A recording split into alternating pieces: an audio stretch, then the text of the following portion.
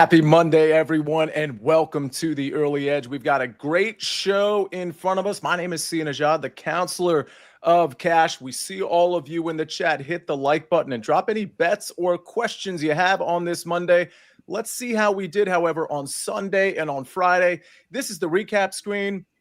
Let's see. This looks like 8-9-1, a little under that Mendoza line. A couple plus money plays in there. Don't forget my most receiving yards play, plus 150. Some other plus money plays in here. But we got to do better than 8-9-1. And we are going to do that with the Monday stars of the show.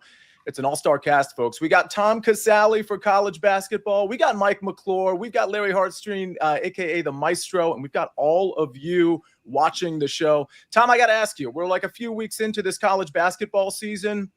I can't imagine there are any big surprises so far, but any comments just going through 2-3 weeks of the college basketball season? Yeah, so, with college sports, I'm sure we're all looking at how the transfers impact betting, right? Mm-hmm. And I'll talk about this more in my pick, but one of the things you notice is these teams that are retooling, that have 10 new faces. Where I'm seeing them struggle more is on the defensive side of the ball. Like, anybody can go out, shoot a three, drive to the hoop, but when you have all new players and you have a new system in place, I see these teams really struggling defensively for the first month of the season. So that's kind of something I picked up on the first couple of weeks that I'm trying to take advantage of. All right. Absolutely love the betting angle there. All right. Larry, Mike, we're going to be on CBS Sports Network later today at 12 o'clock, and we're going to talk a little bit more NFL, even more so than we're going to talk today because we got a lot of NFL picks. But, Larry, I got to ask you on a Monday, your reaction to Sunday, what really stuck out to you? Well, I wish we could get the Bengals on every primetime game because they absolutely deliver 35-34 and now 30-27. One thing that jumped out at me in the Chiefs-Bills game, which was another great regular season win for the Bills, is an injury that went under the radar with Jalen Watson, the Chiefs cornerback. They lost him a few weeks ago. Their pass defense has gone straight downhill. And when Josh Allen can throw for 260 without two of his main weapons, that's a red flag for me for this Chiefs team moving forward. And also just what a bad shape the 49ers are in. When Bosa gets hurt, the Seahawks were able to move the ball at will. Trent Williams wasn't healthy, played anyway. Kittle out. They're in real trouble right now at 5-5 with the schedule they have. I thought they were in trouble when Kittle was out. I actually had a pick on over 1.5 touchdowns for Brock Purdy. And when Kittle was out, I thought he was going to play. I was worried about my pick. And then I got worried about the Niners, to your point, Larry, when Bosa went out. Like, you can't have those players out when you're already, somewhat struggling. Mike, your reaction to Sunday, is it Chiefs Bills? Is it Niners, or is it somewhere else? I think you got to talk Niners, first of all, down to about 35% to make the playoffs. Wow. They're in a really, really tough spot because of all the losses in division. But it's really the schedule. The next 2 weeks, you go on the road to Green Bay, never easy, and then on the road to Buffalo, which we just watched Kansas City play a decent game up there, but still tough environment. And they still play the Rams later, or the Lions later in the season as well. Jeez. Lions probably still going to have the foot on the pedal because the Eagles are not far off for that 1 seed as well. So, I think the Niners are missing the playoffs this year. Yeah, it's looking that way. I mean, a few weeks ago, I liked the Niners to win the division at plus 110. I talked about it on this show. They're going to have to somehow rattle off 2 or 3 wins in those tough matchups, Mike, that you just mentioned against the Lions, Packers, and the Bills. And that's going to be tough for a team that's really banged up and not playing well. All right, let's talk some college basketball. Before, we got a lot of Monday night football picks. Of course, we got Monday night primetime. I'll be on that tonight as well. But Tom, start us off with some college basketball. Yeah, the Monday slate's a little light, so you got a lot of big favorites, and I don't like to lay 25 points in college basketball. So I'm going to a team total, looking at Southern Illinois, North Dakota State. Southern Illinois, one of those teams I mentioned that's replacing its entire roster, brings Scott Nagy over from Wright State, so now they're playing fast up and down the court. You look at their 2 games against D1 opponents this year, allowed 90 to Charleston, allowed 85 to Oklahoma State, and they're really struggling to defend the three-point line. So I think North Dakota State is a team that shoots the ball really well, 49% from the field. They shoot 31 threes per game, and they also shoot 74% from the foul line. And I think that's going to be big here because Southern Illinois has fouled a ton in its first 2 games. You look at the Charleston game, Charleston went to the free throw line 30 times, and Charleston's not a driving to the hoop kind of team. They're more of a stand and shoot 3-point shooting team, similar to North Dakota State. So I think when you factor all these things in, a faster pace game, I like the North Dakota State team total over 73.5 points. You see now the early money came in on Southern Illinois, and then North Dakota State's taking the money now. I think that spread is a little bit high, but I prefer the team total over 73.5. All right. That actually reminds me of, Tom, how we're going to be attacking these Monday Night Football plays, because I mean, I'm going against the spread here, but this is one of those games where I think you have to be creative and find different ways. And I'm not talking about North Dakota State, but I'm talking about this Monday Night Football game. I did so much digging last night on this game, trying to find the right play, much like I did in the Sunday night game. But this one has so many moving parts. But for college basketball, we're doing that North Dakota State over. Speaking of football, and I see a lot of picks in the chat. Jesse Shaughnessy, Taylor DeHart, among others, putting picks in the chat. Absolutely love to see that.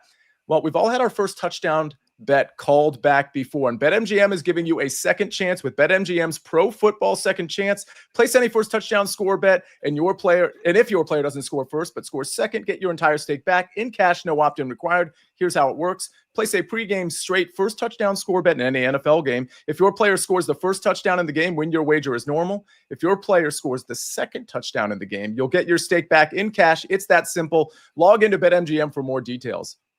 I was pretty mad at myself yesterday, ladies and gentlemen, because if you watched the primetime game, we did the first touchdown stuff, and I said, I think Will Dissly is getting the first touchdown, but I'm going with Quentin Johnston. I literally said those exact words, I'm pretty sure. And Will Dissly caught the first touchdown, and he had longer odds too. I kind of like Dalton Schultz if we're going to go back to tight ends tonight. Maybe that'll be my first touchdown tonight. But we got to get to a break, and we got to talk a lot more about this Monday Night Football game. We'll do it right after this message from our partners. Historic rivals with unforgettable seasons meet in a game of honor. The Army-Navy game presented by USAA, December 14th on CBS. All right. Larry Hartstein dropping in the chat. He says M squared, and I'm catching up, so I might have caught the front end of this. M squared also said last week to bet Josh Allen MVP at plus 400. Larry or Mike, do we know where those odds stand right now by any chance? Plus 150 in a few spots, yeah. Wow. Basically flipped with Lamar. Love that. And it makes complete sense. Larry, your reaction to the odds or to Mike's call? Yeah, I was talking to RJ about that, and he said, don't forget about Jared Goff, putting up insane numbers and then keeping him in like a Heisman candidate, against a non-competitive team to throw however many touchdowns. But yeah, I mean, Josh Allen, if he runs the table and they get like the number 1 seed, the MVP usually comes from a 1 or a 2 seed. He's got a great shot right now. Lamar was really poor yesterday, holding onto the ball way too long in Pittsburgh. Yeah, go ahead, Mike.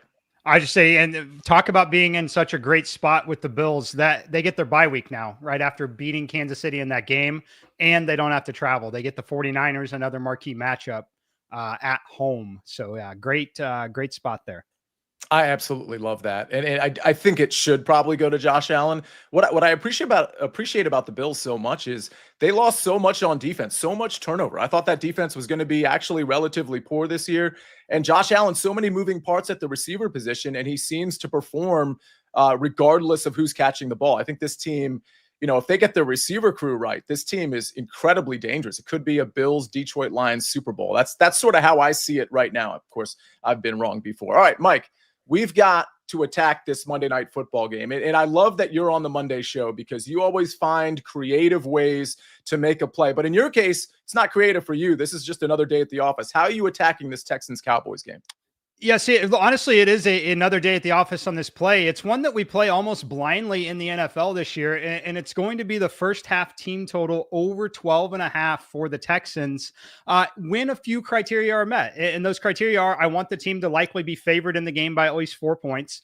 I want the game to be indoors if possible, where field goals are essentially automatic from 50 yards. And that's what we get here. So anytime you get this offense with Nico Collins coming back, requiring a touchdown and 2 field goals to get there. They've got an excellent field goal kicker with plenty of range, can kick from 60.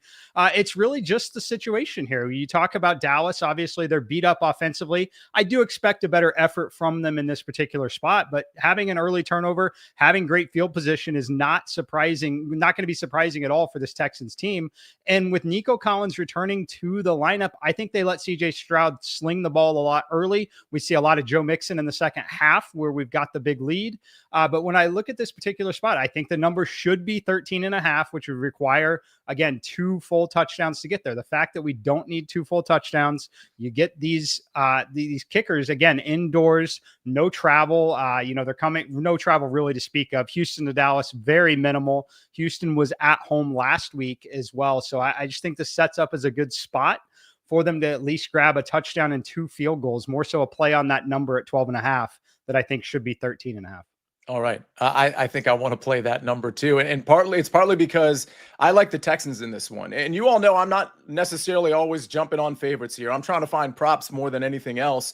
But in this one, I just couldn't lay off the Texans -7. I understand this is a big number. I understand the Texans are on the road. I understand they've lost 3 out of 4. I actually think losing 3 out of 4 is going to help them in this situation, particularly when it comes to finishing games. Don't forget, they were absolutely destroying the Detroit Lions in the first half last week. And I do think that speaks to their potential. And don't forget, that was without Nico Collins.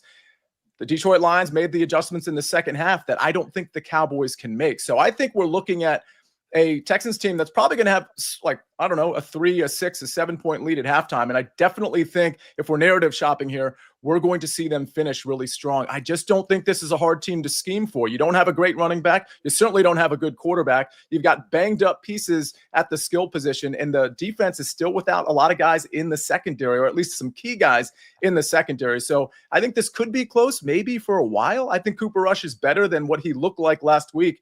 Nonetheless, Texans need to win this game. I mean, they really do. And I think they're going to win decisively. I think they're going to finish strong. Give me the Texans -7.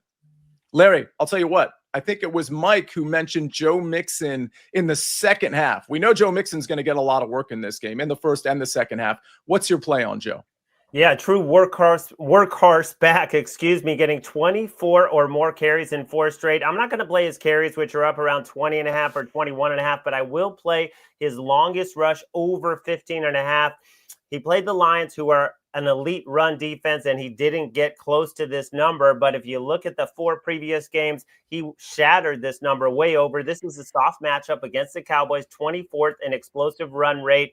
And what I love is Nico Collins back on the field has to soften up some of those stacked boxes. And Joe Mixon, his numbers this season, the volume is there, and people say, oh, he's still not efficient. But to me, he looks fresher. He looks more spry than he had in previous years. And I think a lot of his poor numbers, or the runs that don't get a lot, are because they're just running out the clock, and they have been a very conservative offense. They say they're going to be more aggressive tonight, but it still means 20 carries for Joe Mixon. I just love his chances of breaking one run when you get that many touches against this defense. Yeah, and you wonder, and I know these are professional athletes, and I would never say any individual would give up, but you wonder if they're down in the second half, if you perhaps see a little bit less effort, and maybe that's where, could happen in the first half, but maybe that's where Joe Mixon breaks a run. Mike, I've got a question from a longtime watcher, listener, follower on the Twitter, Curtis Cerna. He says, so Mike, we stay off at 13.5, correct?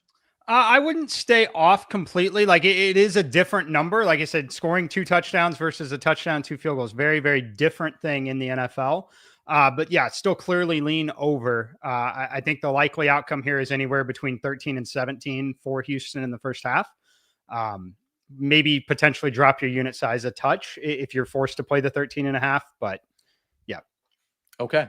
Big Cheesy says Kings -3.5, and Fox over 31.5 points at even money. Wow, 31.5. That's a lot. Eric David says, hopefully the Texans kicker doesn't catch whatever happened to Justin Tucker and Jake Elliott. And a lot of kickers. I mean, Evan McPherson wasn't very good last night either, along with a lot of other kickers. Let me see. Larry, were there any other football-related questions? This is a question from Joseph Rackett. So answer this one, and then maybe any others you might have seen in the chat. Larry, would you take Mixon over 82 rushing yards? I would lean over on that. The thing that concerns me about the Texans is they've been 1-9 against the number in the second half. They haven't scored a touchdown in 3 straight second halves. So there's been a lot of talk how they have to keep their foot on the pedal and be more aggressive in the second half. Even Joe Mixon said it. Like Joe Mixon was basically saying, why are you handing it to me so many times when we should be throwing it? But now you have Nico Collins. So that does give them a chance to be more explosive. It's a fascinating game. The only thing I really love that I didn't talk about on this show yet is Cooper Rush to throw a pick. It's a little pricey for me right now, but if you look, his receivers, they gain no separation at all. Dak Prescott was leading the league in tight window throws. He was playing amazing despite the hand he was dealt. And now you're throwing into a secondary that has 13 picks. Hopefully Kamari Lassiter will be good to go for the Texans, but they picked off Jared Goff 5 times. So Cooper Rush, I think, is throwing a pick, but I don't want to spend the current price. Fair enough. We had a question relating, let's see, where is it? Oh, it's from Ramo. He says, thoughts on Nico Collins' 5.5 receptions. Either of you have any commentary there? I mean, I think he's going to get a lot of targets, but 5.5 seems pretty efficient. Mike McClure, your response? Yeah, classic case of I'm not super interested in playing the under there. I would have maybe looked at an under if he had been rushed back into action, but he clearly was not rushed back into action here. So for me, it would be overs or nothing on Nico, because if the game stays competitive at all, he's going to have action over the middle of the field. And frankly, he might have 3 catches on the first drive. Yeah, one thing I was looking at with pretty big plus money, Larry, was Jake Ferguson over 4.5 catches. And again, that's a lot, but it's like plus 120, plus 130. And I think this is a situation where you're looking at a Dallas team that's going to be down, and you're looking at Cooper Rush, not a super talented quarterback, that's probably just going to be chucking it in the short to mid-range area. Any thoughts on guys like Jake Ferguson? Like, I'm not on CeeDee Lamb props today. I just don't think I can count on him from an injury standpoint, or Cooper Rush getting him the ball. I don't want to count on guys like Jalen Tolbert, but a guy like Jake Ferguson seems ripe to get just a handful of catches in this one. Yeah, I mean, short area targets have to be the way because of Cooper Rush and who he is, but the way the Texans pressure the quarterback, even though Will Anderson is out, they still get a lot of pressure just from their front 4. They don't even need to blitz. So, I like that look for the short area guys, but you do have to worry if Trey Lance gets the call. Yeah.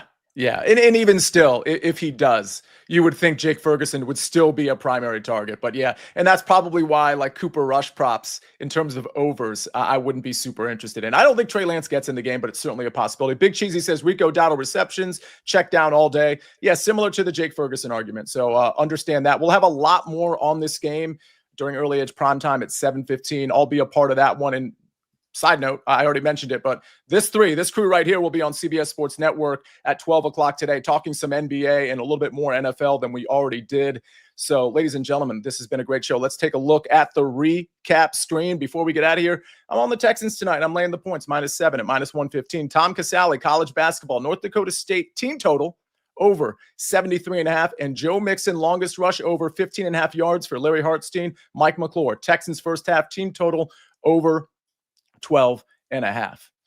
Ladies and gentlemen, this was a great show. Thanks for being in here. Thanks for participating in the chat. Sorry if I didn't get to your question, especially if it was football related, but good news, we're on at 7:15, so you can check that out. Even better news, we're on at 12 o'clock for CBS Sports Network, more NFL there. A lot going on this channel and on the other CBS Sports affiliated channels.